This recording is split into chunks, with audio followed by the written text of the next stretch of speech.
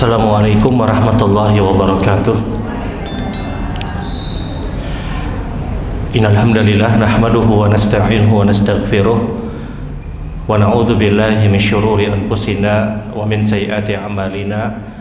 May yahdihillahu fala mudilla lahu wa may yudlil fala hadiyalah. Asyhadu an la ilaha illallah wahdahu la syarikalah wa asyhadu anna Muhammadan abduhu wa rasuluh. Allahumma salli ala Muhammad wa ala ali Muhammad kama sallaita ala Ibrahim wa ala ali Ibrahim innaka Hamidum Majid. Allahumma barik ala Muhammad wa ala ali Muhammad kama barakta ala Ibrahim wa ala ali Ibrahim innaka Hamidum Majid. Ibu-ibu yang dirahmati Allah, alhamdulillah, mari sama-sama kita bersyukur. Walillahil hamd, segala puji hanya senantiasa milik Allah Subhanahu wa taala. Kembali kita bersama dimudahkan oleh Allah untuk berhadir di salah satu majelis dari majelis-majelis ilmu. Mudah-mudahan waktu yang Allah berikan kepada kita adalah waktu yang memang benar-benar diberikan keberkahan oleh Allah kepada kita semua. Karena dikatakan berkah itu adalah al-khairatil lati la tuqta. Yang namanya berkah itu adalah kebaikan yang tidak pernah putus, kebaikan yang terus ada. Seorang dikatakan hidupnya berkah adalah ketika dia memanfaatkan semua fasilitas kehidupan, semua kenikmatan, semua anugerah yang Allah berikan untuk kebaikan. Maka itulah berkah. Kapan kesehatan itu dikatakan berkah? Ketika dengan sehat kita gunakan untuk beribadah. Dan kapan harta dikatakan berkah? Ketika harta tersebut dibelanjakan di jalan Allah Subhanahu wa taala. Kapan waktu dikatakan berkah? Pada saat kita punya waktu untuk menjalankan ketaatan, kita gunakan waktu tersebut untuk ketaatan, maka itulah waktu yang berkah. Jadi yang namanya berkah itu adalah kebaikan-kebaikan yang terus didapatkan dengan apapun yang Allah berikan kepada orang tersebut. Bahkan kadang sakit itu dikatakan berkah. Pada saat dengan sakit dia beristighfar, dia bertobat, dia zikir, dia ingat akan dosa dan kesalahan dia, maka sakitnya mendatangkan berkah. Karena keberkahan kita tahu tidak pernah diukur dengan harta seseorang.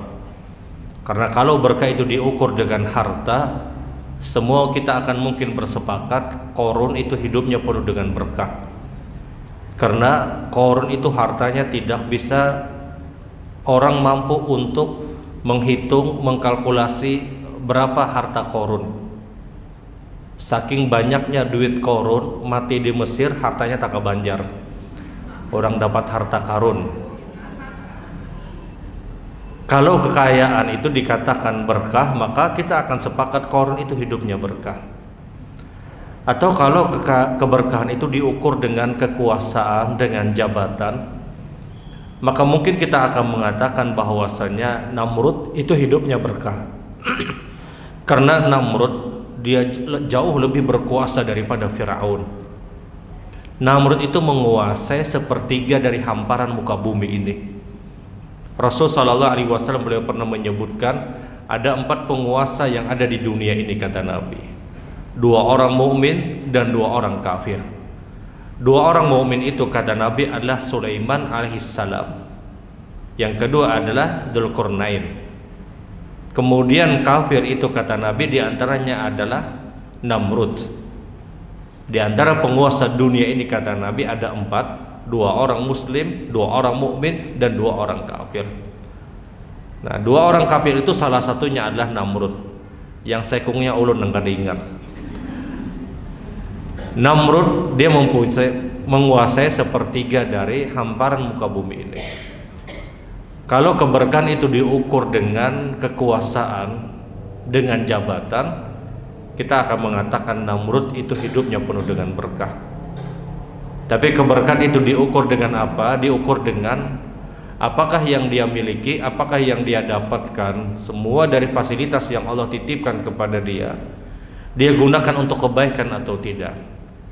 Kalau itu digunakan untuk kebaikan, maka itulah berkah. Jilbab yang dikatakan berkah ketika dengan jilbab itu digunakan untuk beribadah.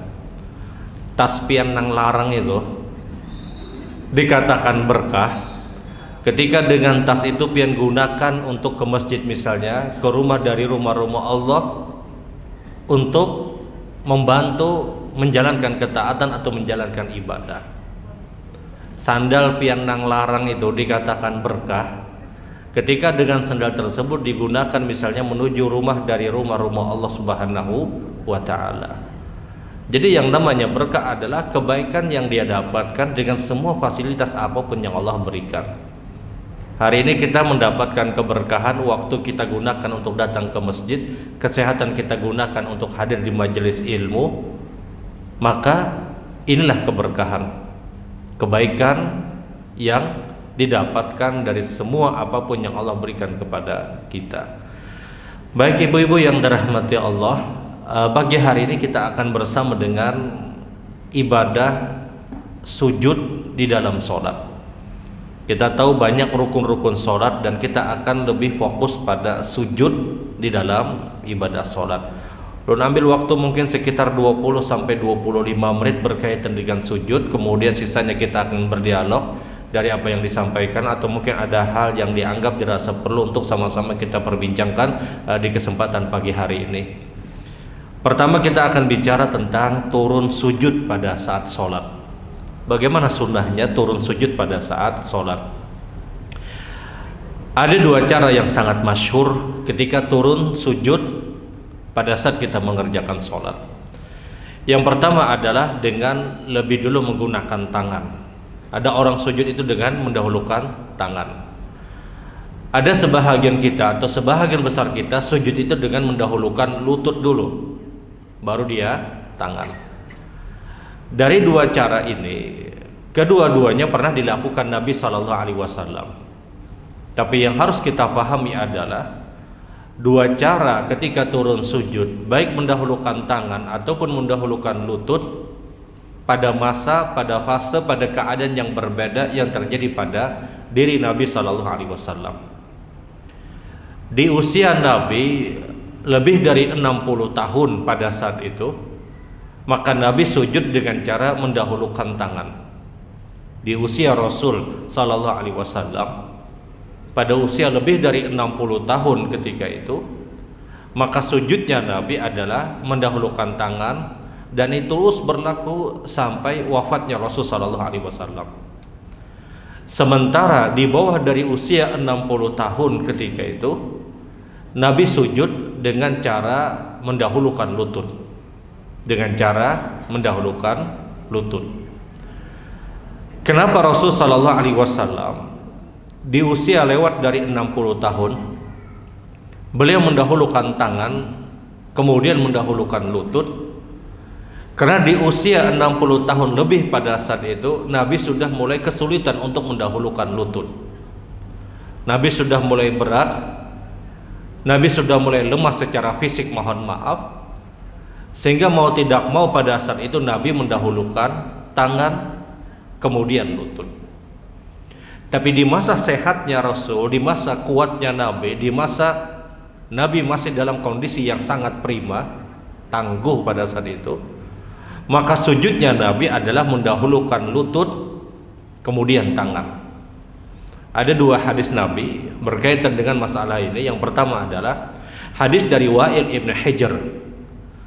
Wa'il ibn Hujr menceritakan bahwasanya Rasul sallallahu alaihi wasallam ketika akan sujud beliau mendahulukan lutut kemudian tangan. Yang kata Rasulullah, "Idza sajada ahadukum fala yabruku kama yabrukul ba'ir." Kalau kalian sujud, kata Nabi, jangan seperti onta yang akan duduk. Maka dahulukanlah lutut kemudian tangan. Hadis ini keluar dari seorang sahabat Nabi bernama Wa'il ibn Hujr. Adapun hadis yang kedua, yang Nabi sujud dengan cara mendahulukan tangan kemudian lutut. Hadis itu keluar dari hadis salah satu sahabat Nabi yang sangat masyhur. Orang yang paling banyak meriwayatkan hadis Rasul adalah Abu Hurairah radhiyallahu taala an. Abu Hurairah menceritakan bahwasanya Nabi SAW beliau, saya lihat, kata Abu Hurairah, ketika sujud beliau mendahulukan tangan kemudian lutut. Kata Abu Hurairah, saya melihat Nabi ketika sujud, beliau dahulukan tangan kemudian lutut. Dan Rasulullah bersabda, kata Abu Hurairah, kalau kalian sujud jangan seperti onta yang akan duduk, dahulukanlah tangan kemudian baru lutut. Dahulukan tangan kemudian baru lutut. Nah, ini ada dua hadis yang secara zahir terjadi paradoks, terjadi pertentangan. Hadis yang pertama, dahulukan lutut kemudian tangan. Sementara hadis yang kedua, dahulukan tangan kemudian lutut. Kenapa ulun katakan di awal tadi Nabi mendahulukan tangan kemudian lutut itu di usia 60 tahun lebih, sementara Nabi mendahulukan mendahulukan lutut kemudian tangan itu di bawah usia 60 tahun? Karena Abu Hurairah yang meriwayatkan hadis Nabi yang menyebutkan dahulukan tangan kemudian lutut itu masuk Islam 3 tahun sebelum Nabi SAW meninggal dunia. Nabi itu meninggal pada usia 63 tahun. Abu Hurairah itu masuk Islam, Nabi sudah usia 60 tahun. Abu Hurairah itu baru masuk Islam pada usia Nabi sudah 60 tahun. Sehingga yang direkam oleh Abu Hurairah, yang dilihat oleh Abu Hurairah adalah di masa akhir-akhir kehidupan Nabi. Abu Hurairah itu masuk Islam 3 tahun sebelum Nabi meninggal dunia. Sehingga yang dilihat oleh seorang Abu Hurairah, semua hadis yang keluar dari Abu Hurairah adalah hadis yang Nabi sudah berusia lewat dari 60 tahun. Karena Sidin masuk Islam aja sudah Nabi usia 60 tahun. Maka dipastikan cerita Abu Hurairah yang menyebutkan dahulukan tangan kemudian lutut, ketika itu Nabi sudah berusia lewat dari 60 tahun. Sementara cerita Wa'il ibn Hujr yang menjelaskan Nabi sujud dengan mendahulukan lutut kemudian tangan, itu di usia Nabi kurang dari 60 tahun. Pemilihan yang dipilih Nabi ketika Nabi memilih untuk mendahulukan tangan kemudian lutut pada saat sujud, karena kondisi Nabi tidak memungkinkan untuk mendahulukan lutut kemudian tangan. Maka mau tidak mau Nabi mendahulukan tangan kemudian lutut. Nah, inilah yang dilihat oleh Abu Hurairah. Kemudian keluarlah hadis Nabi dahulukan tangan kemudian lutut. Artinya seseorang yang dalam kondisi sehat, kondisi kuat, kondisi masih tangguh, tidak ada problem dari kesehatan, yang paling ideal dia dahulukan lutut dulu. Karena mayoritas sujudnya Nabi itu mendahulukan lutut kemudian tangan. Perubahan Nabi mendahulukan tangan kemudian lutut itu di usia lewat dari 60 tahun. Kalau kita kadakawa mendahulukan lutut baru dahulukan tangan. Jangan kita kawa mendahulukan lutut, tangan yang berdahulu berterajang. Ada orang yang sehat-sehat aja, tangan berdahulu. Tangan berdahulu ini kapan? Kalau kita punya hajat. Nabi ketika itu berhajat untuk mendahulukan tangan. Kenapa? Sudah usia lewat 60 tahun. Belum lagi cerita yang sangat masyhur bagaimana racun yang dikirim oleh perempuan Yahudi ketika itu masih berada di tubuh Rasul sallallahu alaihi wasallam, dan ini mempengaruhi kesehatan Rasul sallallahu alaihi wasallam. Sehingga Nabi ya sudah mau kada mau sidin dahulukan tangan.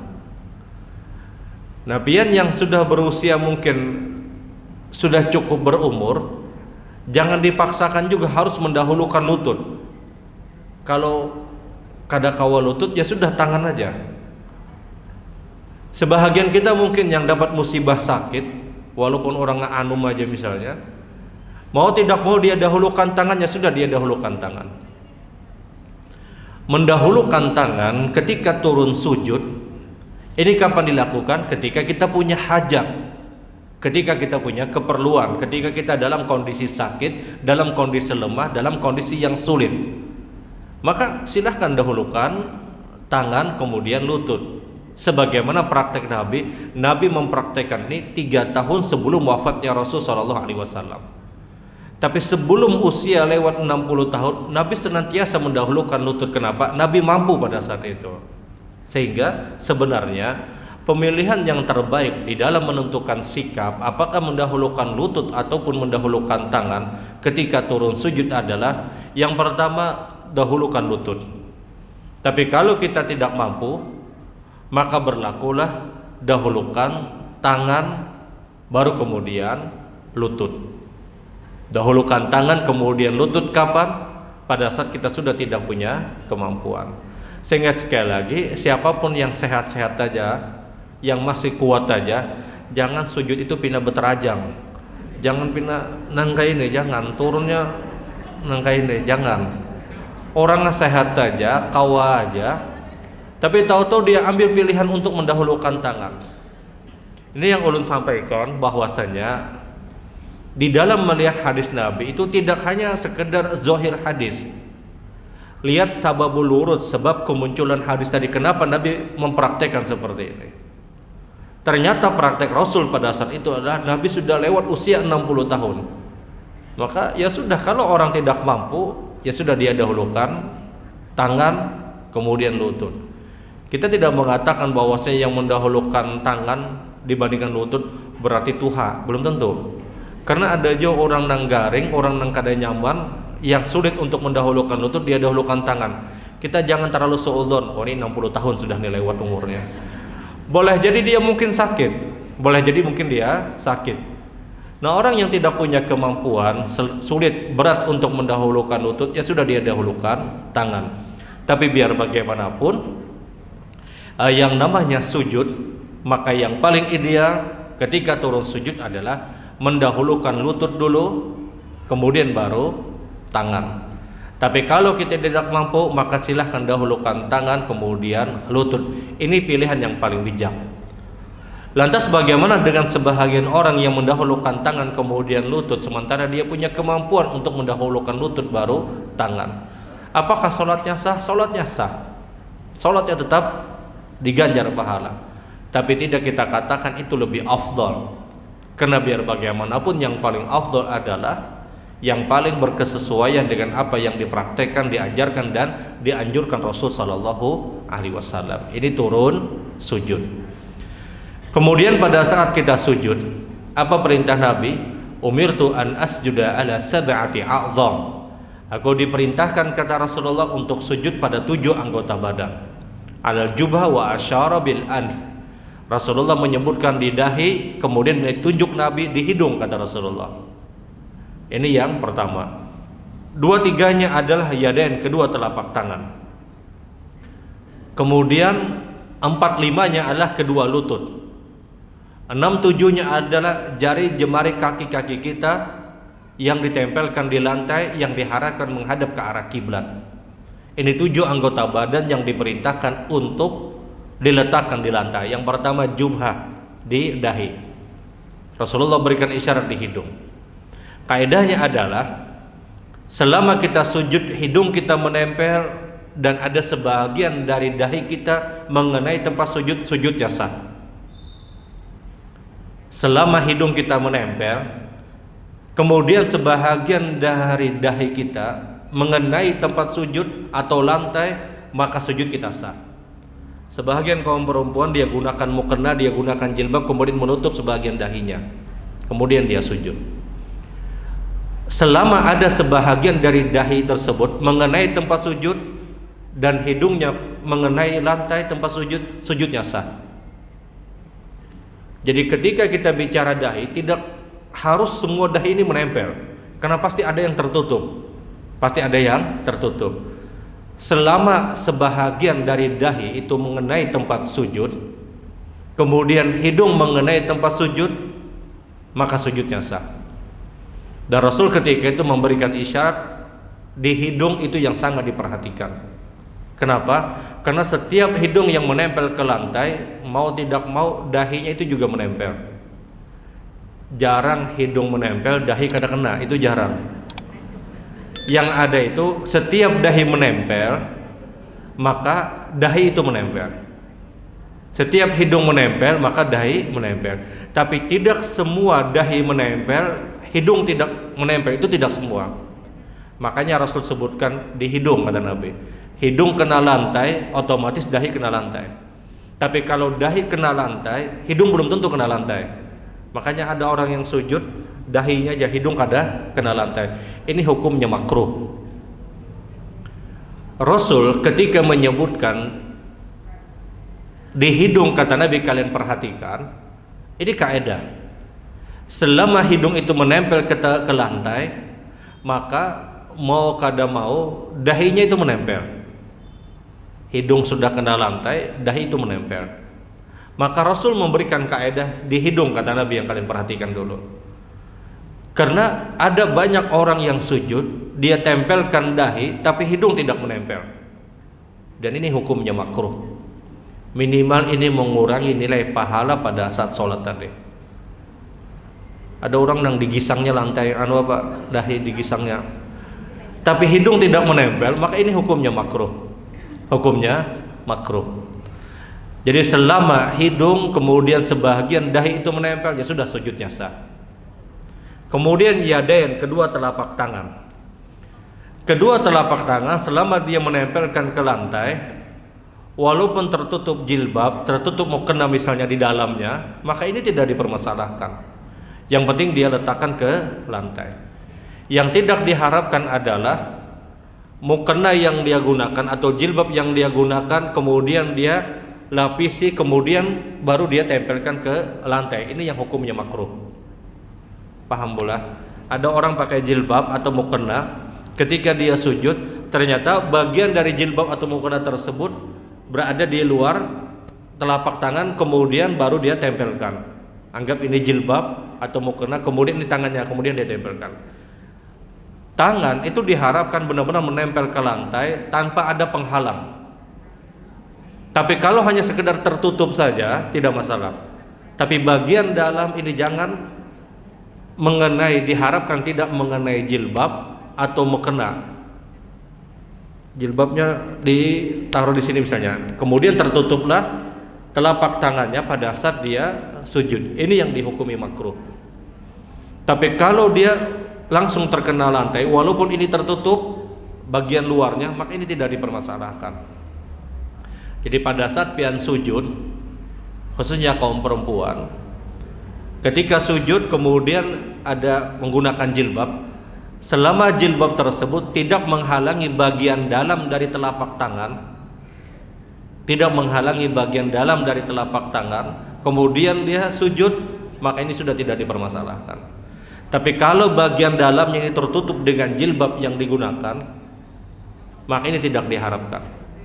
Karena semua yang dipakai oleh orang yang sholat, pakaian yang dia pakai untuk orang untuk sholat, jilbab atau apapun itu, tidak diharapkan untuk menutup bagian telapak tangan bagian luar ketika sujud. Makanya kalau ada laki-laki yang menggunakan serban misalnya, menggunakan serban ketika dia sholat, kemudian dia turun sujud, ternyata serbannya ini menutupi bagian telapak tangan di lantai, maka ini hukumnya makruh. Tapi kalau serbannya dia lepaskan kemudian dia sujud, maka ini tidak dipermasalahkan. Kenapa? Karena serban ketika itu tidak dia pakai. Ada orang pakai serban, kemudian sujud, ternyata serbannya menutup bagian dalam telapak tangan, ini hukumnya makruh. Tapi kalau serbannya dia lepaskan, dia taruh di sejadah, kemudian dia sholat di atas serban tadi, ini boleh. Kenapa? Karena serban sudah terlepas dari apa yang dia gunakan. Nah, sama seorang perempuan ketika dia menggunakan jilbab panjang misalnya, kemudian dia sholat, ternyata bagian jilbab ini mengenai telapak tangan dia dan dia sujud, maka ini hukumnya makruh. Tapi kalau hanya bagian luar, maka ini tidak dipermasalahkan. Tidak dipermasalahkan. Kecuali kita boleh menggunakan cara seperti ini dengan hajat dan keperluan. Misalnya dengan rasa dingin yang luar biasa. Karena sahabat itu pernah ketika sholat dalam kondisi syiddatul burda, dalam kondisi yang sangat dingin, ketika mereka sujud, mereka masukkan telapak tangannya dalam baju nanangga ini, kemudian sujud. Ya, sujud. Ini boleh kapan? Ketika dalam kondisi hajat keperluan yang luar biasa. Tapi kalau tidak ada hajat atau sujud yang seperti ini makruh. Ini hukumnya makruh. Sama kondisinya orang yang pakai jilbab, kemudian dia tutupkan seperti ini. Misalnya ini jilbab misal. Kemudian dia sujud. Maka ini hukumnya makruh. Tapi kalau dia lepaskan, kemudian jilbab menutup bagian luar, maka ini hukumnya diperbolehkan. Hukumnya diperbolehkan. Umirtu an asjuda ala sab'ati a'zam, kata Nabi. Aku diperintahkan untuk sujud di 7 anggota badan tadi.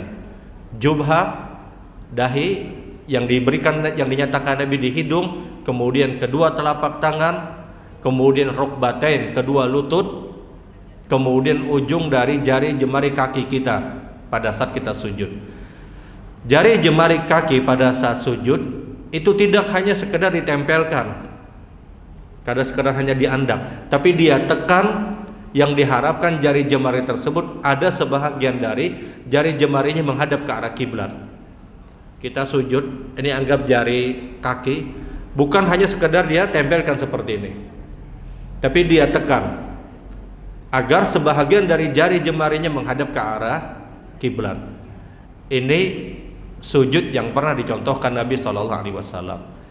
Rasulullah kemudian memberikan peringatan kepada kita, wala yaftarisu iftirashal kalbi irfa mirfaqaika. Kata Nabi, janganlah engkau sujud seperti anjing yang meletakkan tangannya atau kakinya. Anjing itu kalau dia letakkan sikutnya di lantai, sikut ini tidak boleh menempel ke lantai. Maka kata Nabi, irfa mirfaqaika, angkatlah kedua sikut engkau. Tapi kalau kita sujud meletakkan sikut ke lantai, ini yang kata Rasulullah itu seperti anjing, kata Nabi. Makanya anjing itu kalau belukup, dia letakkan ini ke lantai, dia tempelkan. Ini hukumnya makruh. Kata Nabi, irfa mirfaqaika, angkatlah kedua sikut engkau. Selama sikut itu diangkat, sujudnya sah. Tapi ketika sikutnya itu dia tempelkan ke lantai, maka paling tidak, kata para ulama, ini mengurangi nilai pahala dari ibadah salat yang dia kerjakan. Nah, ibu-ibu yang dirahmati Allah, ini dulu mungkin beberapa poin berkaitan dengan sujud, cara yang pernah dia praktekkan dan diajarkan Rasul. Turun sujud, dahulukan lutut kemudian tangan. Kecuali dia tidak punya kemampuan, silahkan dahulukan tangan kemudian baru lutut.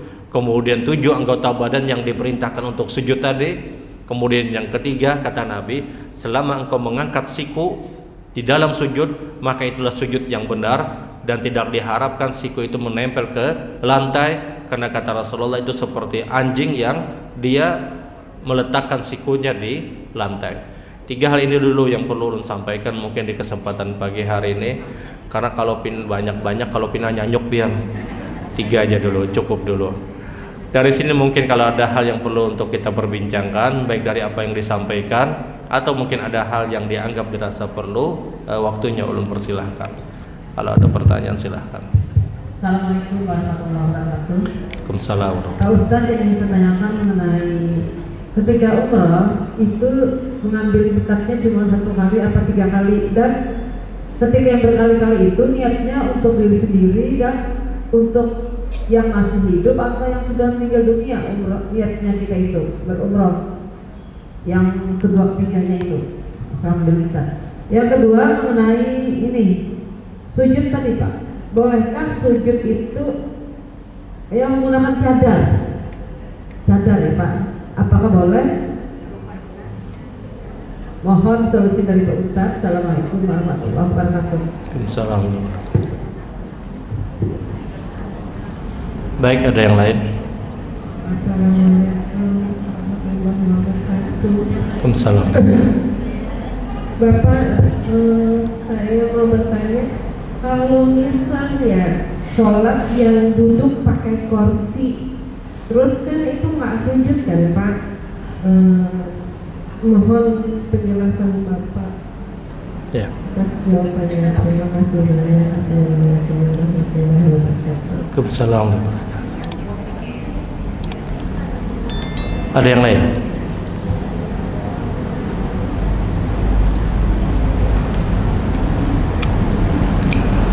Ada? Mau kadang-kadang nyaman lakas bulik kita. Baik, mungkin sambil jalan.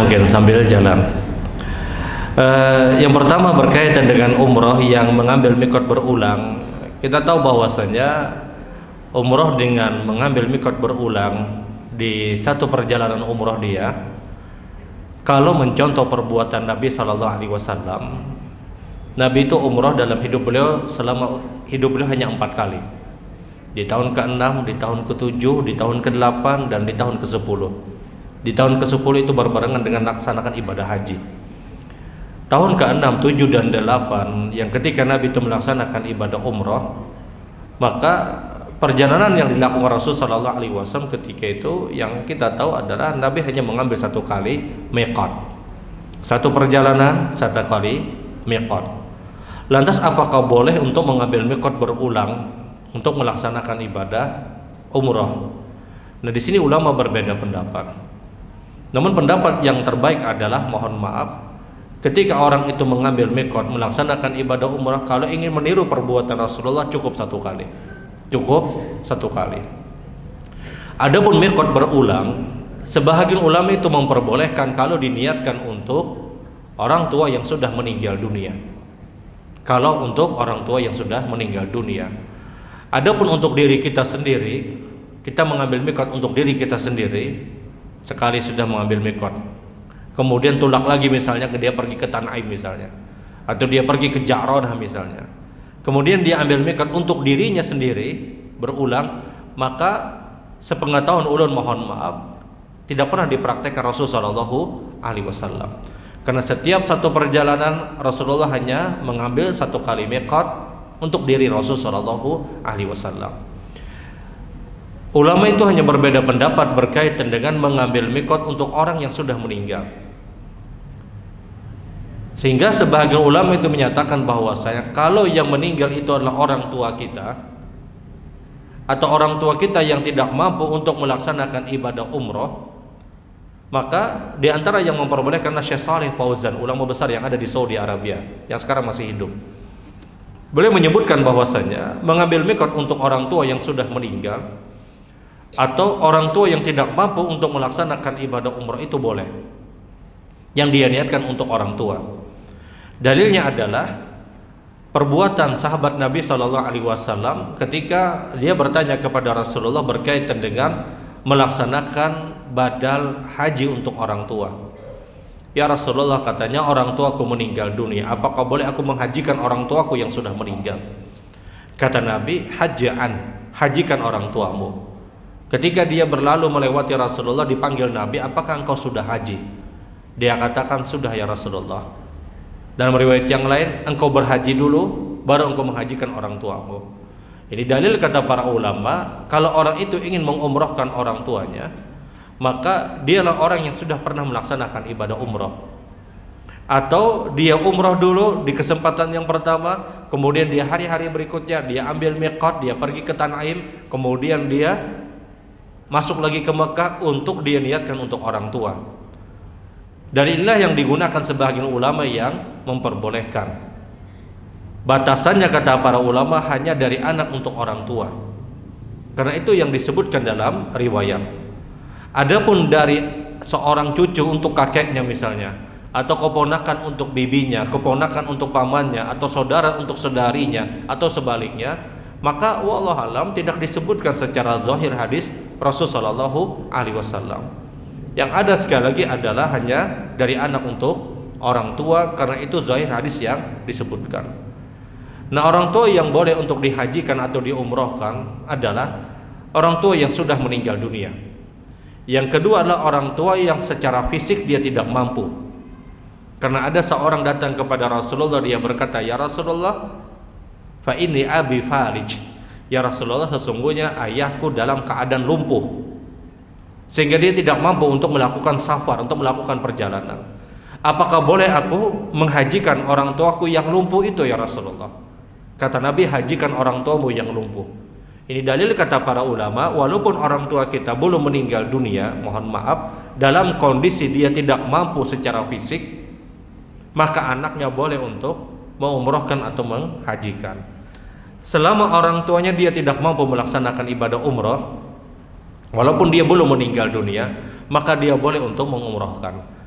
Nah, khilaf para ulama berbeda pendapat. Bagaimana kalau seandainya ada orang tua yang dia dalam keadaan ma'tuh, dalam keadaan tidak sadar, kadang ingat, kadang nggak diingat, kadang tahu sholat, kadang kada tahu sembahyang, dipadahkan sembahyang, jarsidin sudah tadi sembahyang, padahal belum sembahyang misalnya. Dipadahkan pian sudah sembahyang, jarsidin aku belum sembahyang. Nah, kondisi orang-orang yang seperti yang dikenal dengan istilah ma'tuh, kadang sadar kadang tidak sadar, apakah boleh anaknya mengumrohkan orang tua yang dalam kondisi ma'tuh, dalam kondisi secara fisik dia kuat tapi dia bukan orang yang, mohon maaf, memorinya kadang hilang. Model orang yang seperti ini apakah boleh untuk diumrohkan? Ulama berbeda pendapat. Sebagian ulama menyebutkan hukumnya diperbolehkan. Kenapa? Karena dia dianggap tergolong orang yang tidak mampu. Sebagian ulama menyebutkan tidak perlu lagi. Kenapa? Karena dia bukan orang yang lagi dibebankan pada syariat. Jangankan yang seperti ini, sembahyang aja kada wajib selama dia tidak punya kesadaran. Jadi intinya adalah selama orang tersebut sudah meninggal dunia, sebagian ulama memperbolehkan, atau orang tua yang secara fisik dia tidak mampu. Tapi kalau seandainya orang tuanya secara fisik mampu, akan tetapi mohon maaf secara ekonomi dia tidak mampu, apakah boleh diumrohkan? Ulama sepakat tidak diperbolehkan. Dia punya orang tua secara fisik mampu dan dia sadar, tapi secara ekonomi mohon maaf dia tidak mampu misalnya. Apakah boleh anak mengumrohkan orang tua yang seperti ini? Ulama sepakat tidak boleh. Kenapa? Karena boleh jadi mungkin di masa-masa berikutnya dia punya harta, dia punya kekayaan, atau tahu-tahu ada rezeki yang mampir ke orang ini misalnya. Tapi kalau kita bicara fisik, maka zahirnya sudah dia tidak mampu, maka ini yang diambil. Karena ada contoh juga dari perbuatan sahabat. Jadi mengambil mikot yang berulang, kalau untuk diri sendiri maka tidak ada dalil. Tapi mengambil mikot untuk orang tua yang sudah meninggal atau secara fisik mereka tidak mampu, maka sebahagian ulama memperbolehkan. Dan niatnya untuk orang tuanya, niatnya untuk orang tuanya. Dan tidak boleh digabung kedua-duanya dengan satu kali perjalanan. Tulak sekali ke Tanaim misalnya, keluar dari Mekah dia pergi ke Tanaim, dia niatkan ini gisan abah, gisan mama, mertua ia juga menjadi misalnya. Nah, ini tidak diperkenankan. Satu kali ya sudah satu perjalanan. Tidak boleh dia gabung, tidak boleh dia jambak abah, mama, mertua nang lakian, mertua nang binian misalnya, mertua nang bahari juga aja sih misalnya. Maka hal yang demikian mohon maaf tidak diperkenankan. Satu perjalanan ya sudah dia satu kali. Itu mungkin yang pertama. Kemudian yang kedua, bagaimana hukum sujud orang yang menggunakan niqab atau menggunakan cadar? Idealnya adalah kalau memang dia harus menggunakan niqab, menggunakan cadar, kalau harus, maka idealnya ketika sujud paling tidak dia buka. Karena itu akan menghalangi hidungnya untuk menempel ke tempat sujud, akan menghalangi dahinya ke tempat sujud.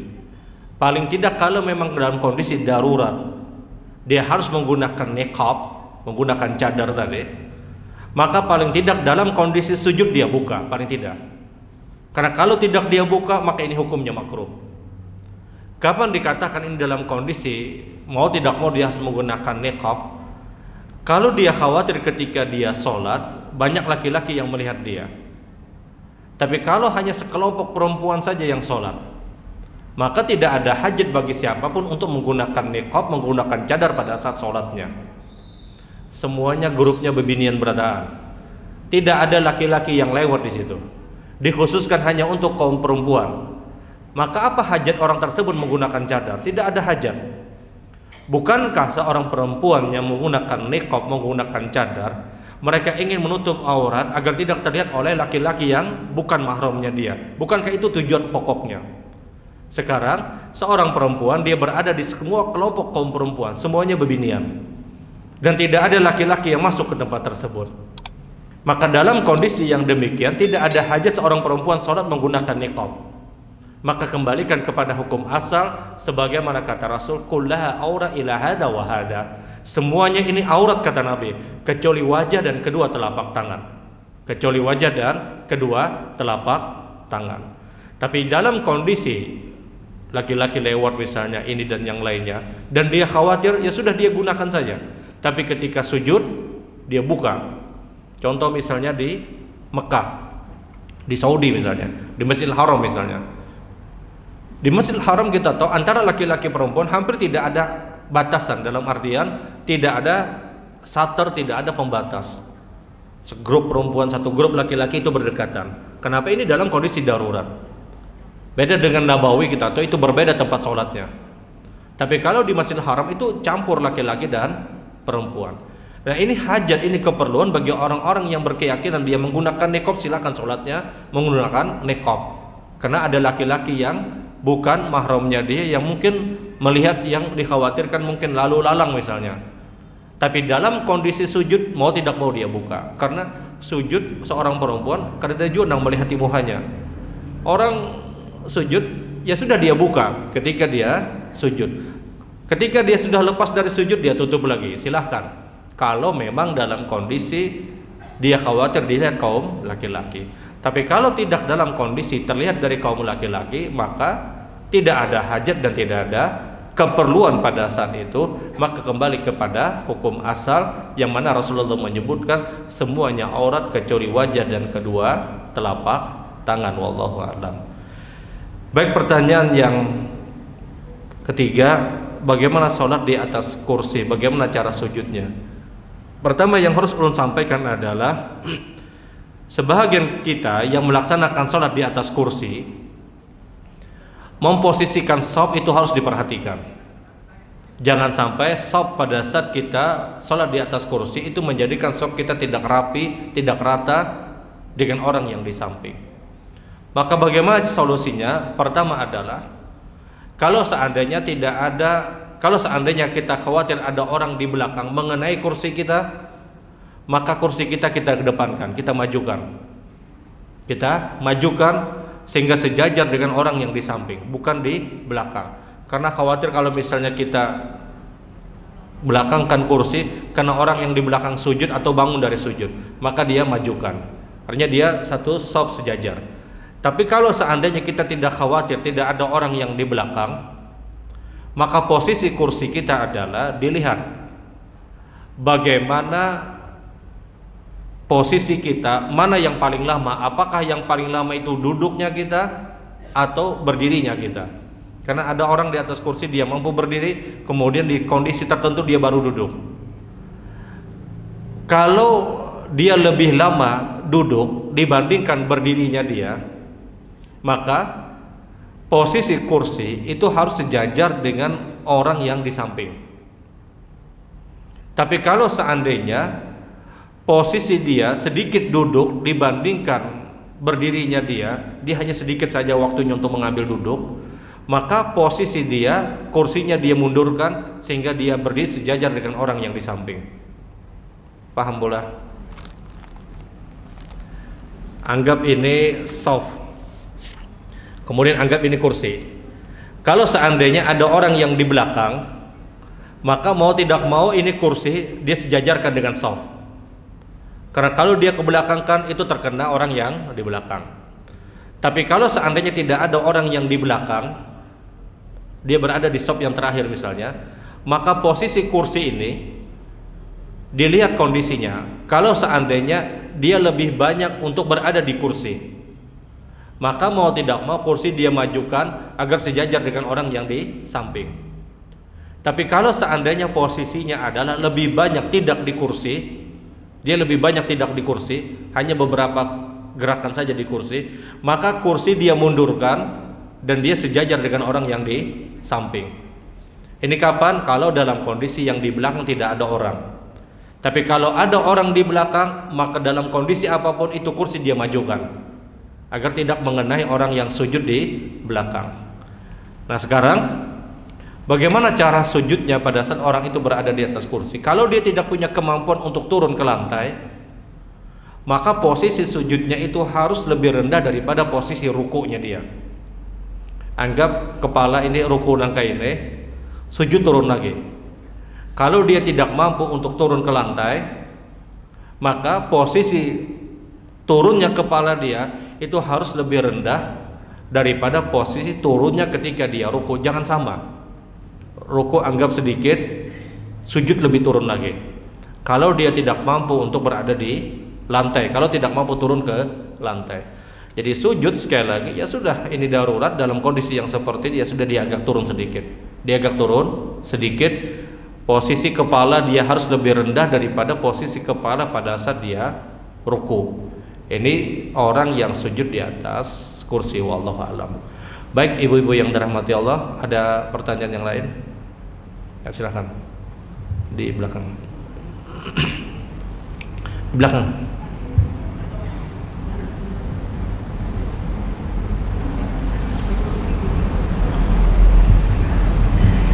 Assalamualaikum warahmatullahi wabarakatuh. Waalaikumsalam.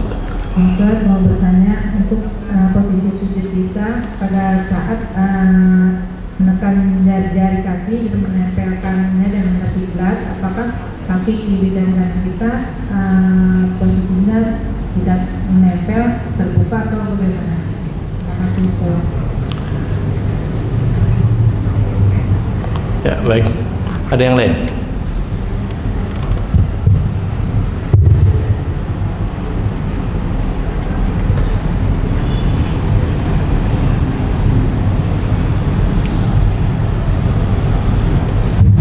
Assalamualaikum warahmatullahi wabarakatuh. Salam wabarakatuh. Pak Ustaz, biasanya kalau kita sholat itu sujud terakhir itu bagus untuk berdoa. Nah, adakah batasan waktu untuk di sujud terakhir itu berdoa? Misalnya 5 menit kah, atau 10 menit atau berapa menit gitu? Bolehkah terlalu lama sujudnya? Itu saja Pak Ustaz yang saya tanyakan. Mohon penjelasan dari Bapak. Assalamualaikum warahmatullahi wabarakatuh. Waalaikumsalam warahmatullahi wabarakatuh.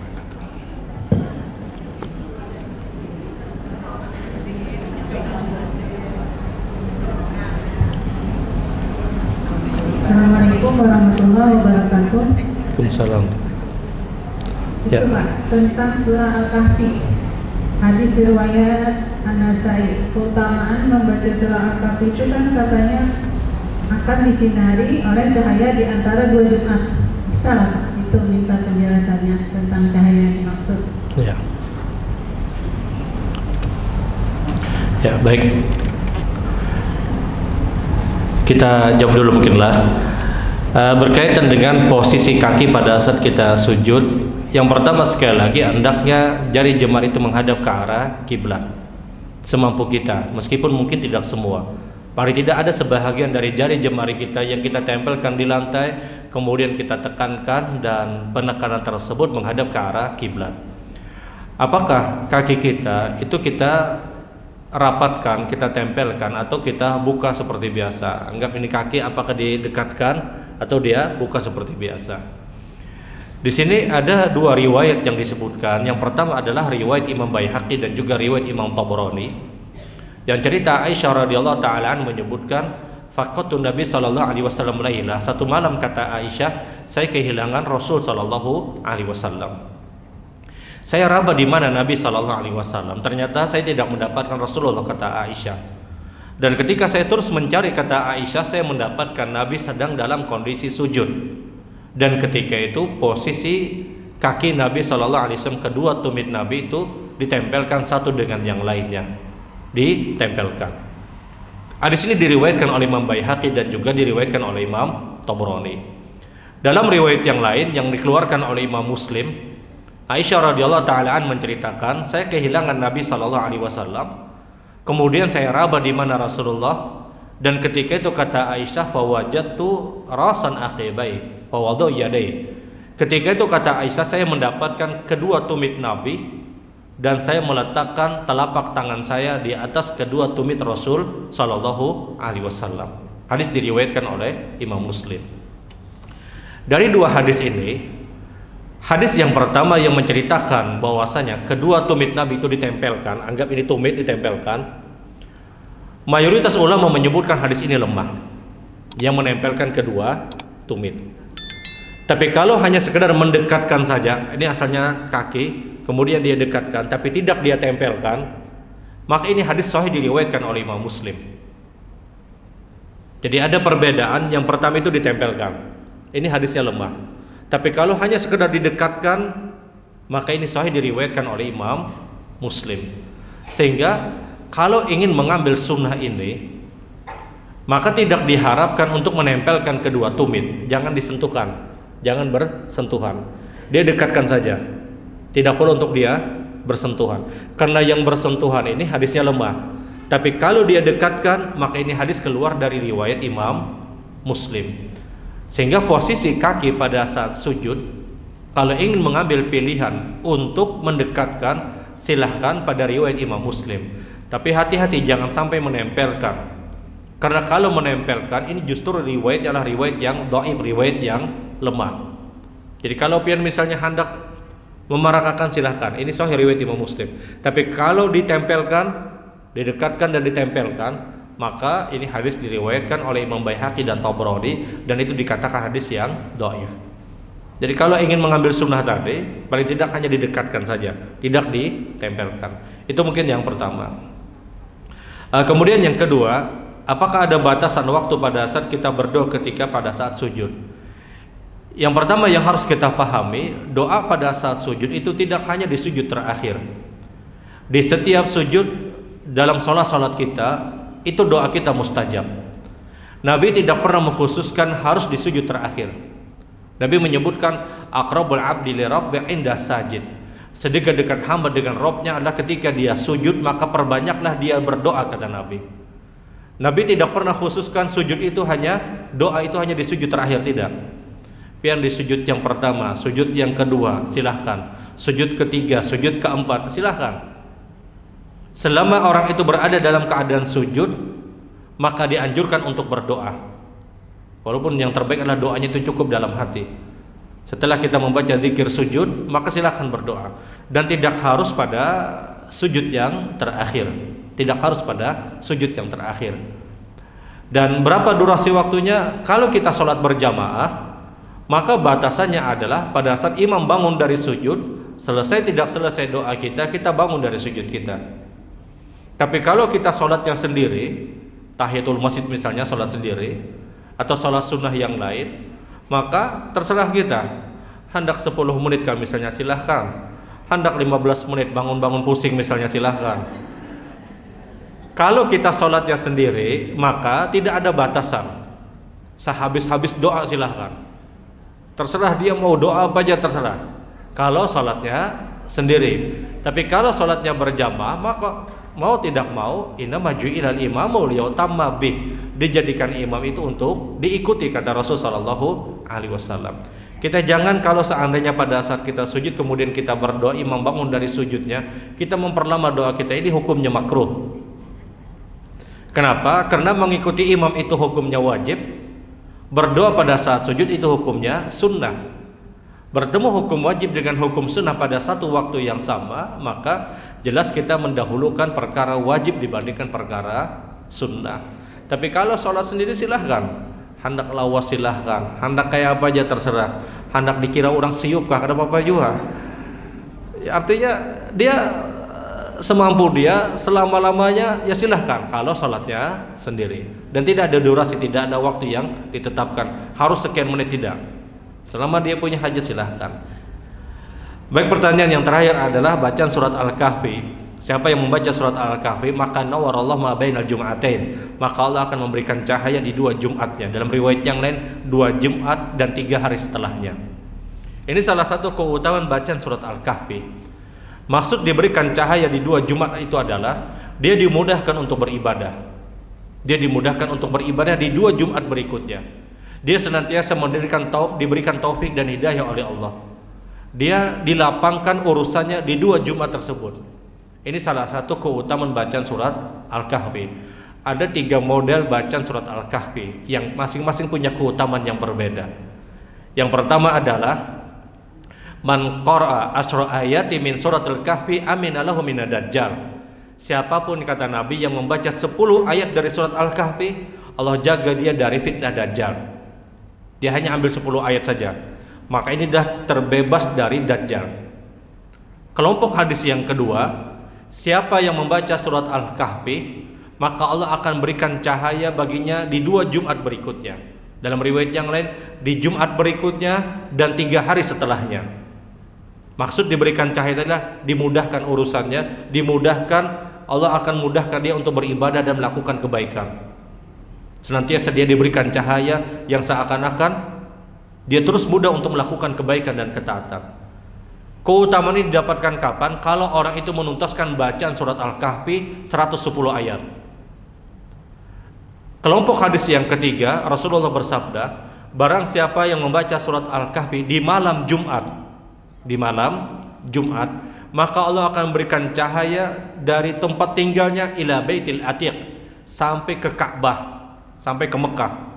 Apa yang dimaksud? Para ulama hadis menyebutkan yang dimaksud diantaranya adalah orang yang istiqomah membaca surat Al-Kahfi di malam Jumat, maka Allah akan mudahkan dia untuk pergi ke Baitillah Ka'bah. 3 kelompok hadis ini. Kelompok hadis yang pertama hanya 10 ayat. Keutamanya apa? Dijaga dari Dajjal. Kelompok hadis yang kedua, dia baca Al-Kahfi 110 ayat selama hari Jumat tadi. Misalnya malam 50 ayat, pagi 50 ayat misalnya. Atau malam 25 ayat, pagi 25 ayat, siang 25 ayat, kemudian selesainya sore dia selesaikan. Pokoknya 1 surat dia baca. Maka ini keutamanya diberikan cahaya di 2 Jumat, diberikan kemudahan di 2 Jumat berikutnya. Tapi kalau ada di antara kita membaca Al-Kahfi di malam Jumat tuntas, selesai, 110 dia selesaikan di malam Jumat. Dari maghrib sampai sebelum adzan subuh dia selesaikan Al-Kahfi, maka dia mendapatkan semua keutamaan tadi. Keutamaan dimudahkan berada di Baitil Atiq, di Baitillah Ka'bah. Keutamaan orang tersebut dimudahkan di 2 Jumat berikutnya, diberikan kemudahan untuk beribadah dan dijaga dari fitnah Dajjal. Kalau bisa kita tuntaskan di malam Jumat 1 surat. Kalau kita tidak bisa, maka paling tidak Al-Kahfi 1 surat kita selesaikan di hari Jumat. Jangan juga misalnya tuntung 10 ayat, aman sudah aku dari Dajjal Jasiden. Cukup sudah Jasiden. Ya sudah, itu yang dia dapatkan,